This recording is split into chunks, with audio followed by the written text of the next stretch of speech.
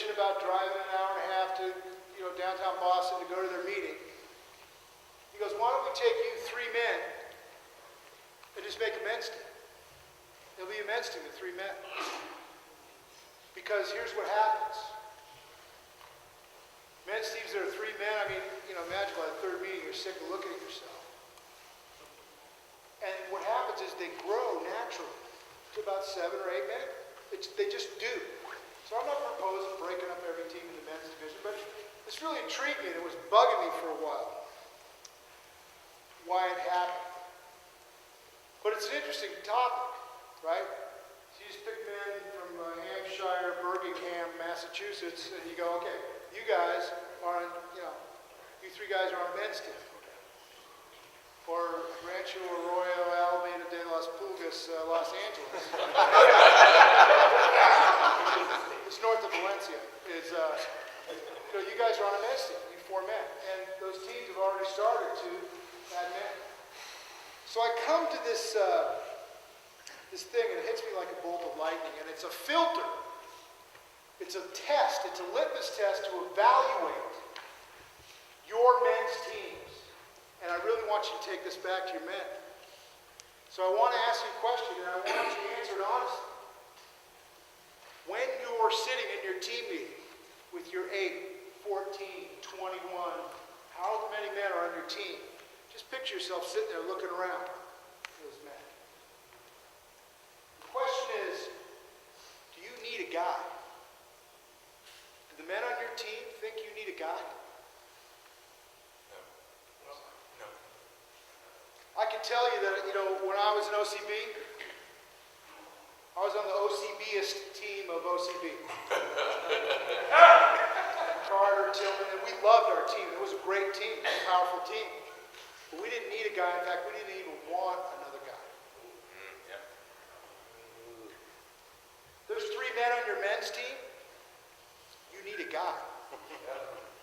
Now, I'm speculating, but I bet right now there's teams in LA, they have huge teams in LA. 18, 19, 20, 21 men. But when they sit down, they look around and go, we need a guy. It's not about the team size. It's a context. We need a guy. So let's take this completely out of the men's division. You're at work, the guy in the cubicle next to you, he's loud on the phone, God damn it, he hangs up the phone, shit. You go, what's up? Because I'm on the softball team, there's like 11 or 12 of us.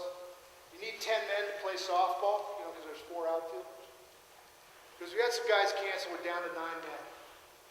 Hey, we need a guy. Do you play softball? Right? What if you're that guy, the team captain? We're down to 9 men. What do? We need a guy. You get on the phone, you call everybody, we need a guy. Half an hour later, you call back. I talked to 6 guys. I can't get a guy. Do you have a guy? That's a team that's going to get a guy. Picture the other side of the conversation. And this is where it gets good. And this is where we may have been off track before. The other side of the conversation is if you're the one being invited. Just picture it again, no men's division context at all. Somebody comes up to you at work and goes, hey, I'm on this team and we need a guy. Now, what do you think is the first word out of the man who's being invited? His mouth. What do you think the first word is? What do you mean guy? It's a man. Why? Okay.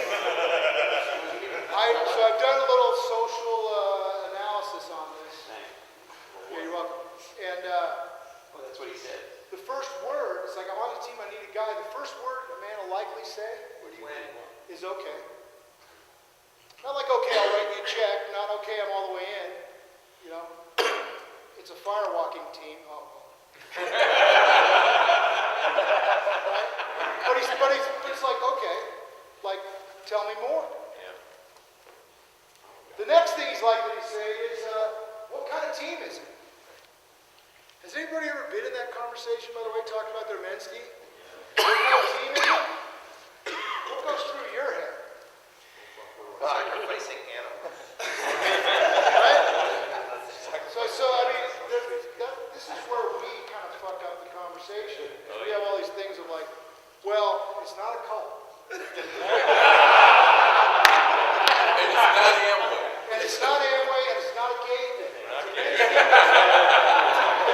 It's not a tumor. And, I mean, that's our problem. You want to know what he wants to know when he says, what kind of team is it? You want to know what he wants to know? He wants to know what to wear. That's how deep and meaningful his question is. Do I wear cleats or bowling shoes? What kind of team is this? Right? But we've made this huge thing of, well, here we go. It's a team of men that support each other, but it's not a gay thing. And it's they support each other, but there's no war paint and drumming. Except for Those. Stand around a fire. So there is something incredibly compelling in like a masculine exchange where you go, I'm on this team and we need a guy. It's an invitation. It's almost irresistible. I got to know what kind of team is this. I got a chance instead of going home watching TV, to be on a team that might win. Might win. If it's a softball team and this is the league championship and we're down a guy and we could win tonight. One game I didn't even have to practice. I just show up. We win. It's the fucking truth. So here's another analogy about the softball thing. On this team, we need a guy. We got 9 guys, and we need 10. And I got an extra mid for you in the car. So the guy goes way out of his way, and he's there at the softball field. He followed you to the field, and he's there in his dress shoes. And everybody else has cleats and gear. And somebody gets him a T-shirt, and so he's kind of ready. And then one of your guys shows up. And then you go, okay, here's what I want you to do then, because our other man showed up. I want you to sit in the bleachers and watch us play softball and see if there's anything there that you would like. That appeals to you. Anybody ever been at that meeting? Yeah, I've done that. I've done that. You're special, you're separate, you're not one of us. Watch what we do, and of course we're so fucking great, how can men not want to? Right? So what do you think the answer is? Put him on the team. You're second base. Right? Guy turns a double play, high fives all around. Yeah. Guy muffs the ball, so get him next time. It's a compelling masculine connection. But it's a context. And when you go home to your men's teams, I want you to really look around and go, do these guys think we need a guy? No. Well, what should you do? Change your context. I don't care if there's 25 men on your men's team in LA. Change your context. We need a guy. Start your meeting with, okay, everybody's at the team meeting, everybody's on time. Welcome to the team meeting. We need a guy. Start coming from that place. Start having the invitation be as simple as, I'm on this team and we need a guy. Because now there's something for me to provide. If I'm being asked, there's something I can give. Certainly what we give in the men's division really keeps us around more than what we get. How we're valued in the eyes of men that we trust and respect fulfills us. Now, there's this new sort of wave coming. It's been coming a long time, actually, depending on which coast you're on. The membership training program, which is just this. Putting men on your team, giving them a mitt, putting them on second base. Having them learn what you have learned, having them learn what we are, having them play every position on the field. Instead of telling them who we are, reciting some purpose from memory, showing them while they're in the game. This is big, and I'm not going to talk about the team member training program, But I'm telling you, for you men who think that you've never done it, you've done it. You have already done it with men on your team.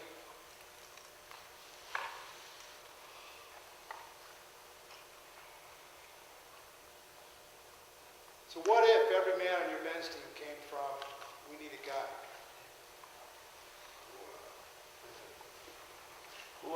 Get a guy. You get a guy. We get a man. You get a man if you're doing it. Yeah, you would get a man. Teams that need a man, get a man. Really? I mean, this is like proven in the world. We don't have to go experiment with this. This is proven in the world. You're the captain of the softball team, you got 9 men, you get a phone, you get a man.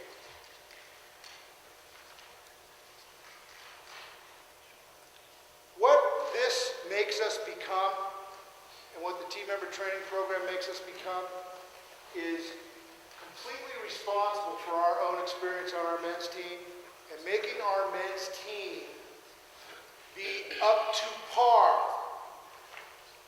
with being able to have 2 new men in a team member training program. I'm telling you, you guys are full money. Does that make your fucking team be on track if you got men like that on your team? If you're responsible for the team member training program, doesn't that make your team fucking get it up? Yes. There it is. Yeah. And it's good. I'm telling you, it revitalizes. The other thing is this model for a men's team. There's a member of your men's team who's ever moved away to like East Jesus, Idaho. You go, okay, Bob's moving to East Jesus, Idaho. Hey, you can start a men's team. How often does it happen? Right? We all need to be able to start a men's team. Every man on your team needs to be trained to be able to start a men's team, whether he's ever going to do it or not. That's the new model for men's teams. I can start a men's team anywhere I go. Who wants to be that man? Oh, yeah. Yeah, me too. We need to learn how to do that. And maybe we take an experienced leader like Rich O'Keefe and we stick him out in Waka, Washington. That is the native name. It's Rancho.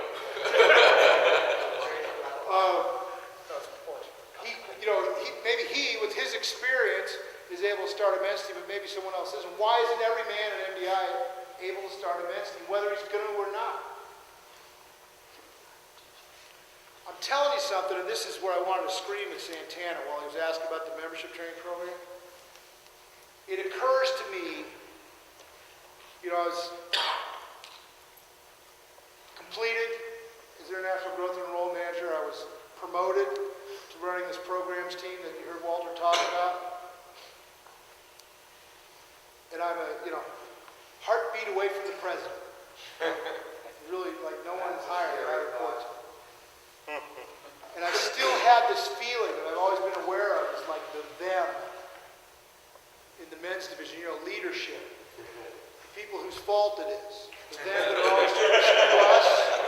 The them that are these men that sit around in smoke-filled rooms, callously making decisions, playing dice with our lives,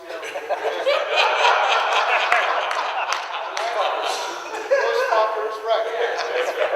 So here I am, and I look up the org chart. There's only one man. It's Howard. I know Howard well. He's not one of them. He's not. Not by any stretch. And so there's still this thing of like, there's this them in the men's division. And you know what it is? It's our structure. It's our structure that we inherit. It's our structure that, and I'm not saying we should tear down everything, storm the Capitol.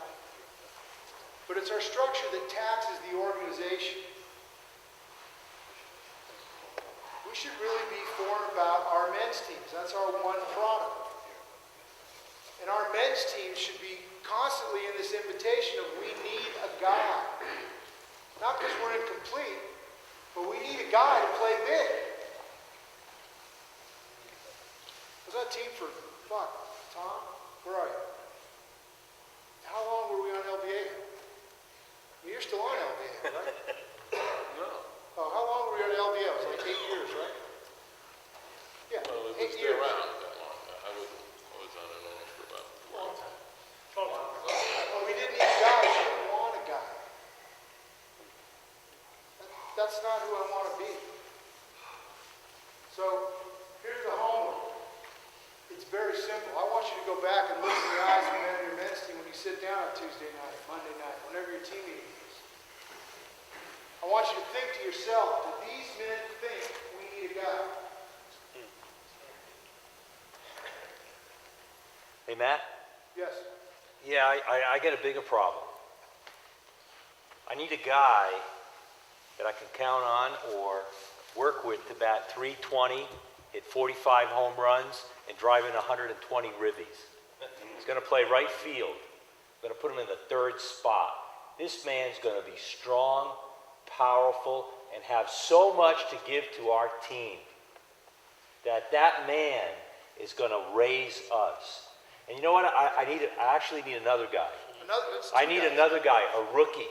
Yep. A young guy that I think can make a commitment for like 6 years. We can give him like a 6-year contract, extended contract. And you know, we'll put him down at the bottom of the order, but he'll work his way up because he's fast. He'll work. He's like a 5'2" guy. He can probably get you 40 steals a season. You know, I think I need more than 2 guys. But you know, I want these men on the team. I want these men, like the men here, that are playing and they're batting 300 or better. Right. And some of us had to work at it. You know, we had to have a season or two at 220. You know, I'm excited. I need a guy. I need a bullpen guy too, by the way. I'll talk to you later. I need a guy who's struggling in his marriage. Because we have a man on my team who's just gone through that.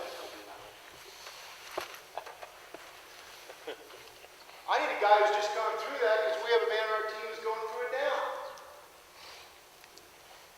The idea that we operate in some,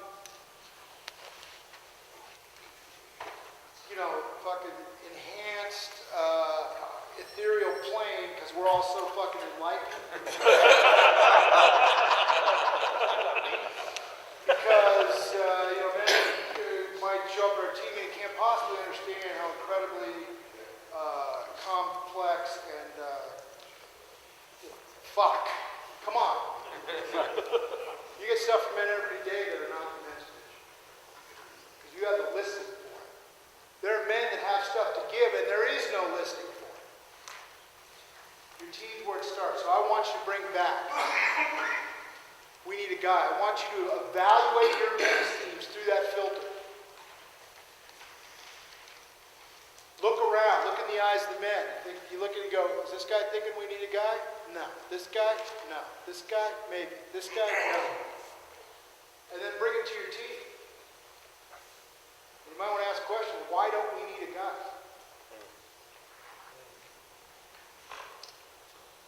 Any other thoughts? Okay. That's the assignment. Goodman. Thank you. Yeah. Your context around this is excellent. And we have instituted the membership training program in Legacy. And